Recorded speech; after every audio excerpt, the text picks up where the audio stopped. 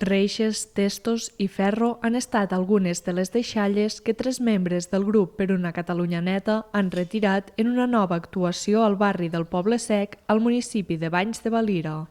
La iniciativa va sorgir a partir d'unes actuacions que ha dut a terme l'Ajuntament com a prevenció d'incendis quan es va detectar la necessitat de netejar la zona. Està fent els perímetres dels pobles que estan netejant per al tema d'incendis i, clar, a conseqüència d'això anem a veure tots aquests residus. També un noi que treballava amb les tasques de neteja ens va avisar. Els membres han detectat punts de difícil accés amb més residus i preveuen tornar a la zona a la tardor. L'actuació ha permès retirar 250 quilos de deixalles que reciclaran en col·laboració amb la Mancomunitat d'Escombraries de l'Urgellet en una zona escarpada amb molts esbarzers. Tot i això, asseguren que han dut a terme altres jornades més dures.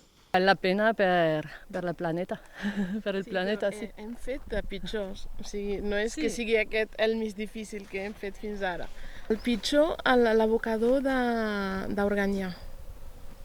Perquè a més plovia molt, no? Sí, en plena pluja i ens va costar. El col·lectiu ha avançat que prepara una neteja pel dissabte 7 de juliol a la Seu d'Urgell i anima la ciutadania a sumar-s'hi.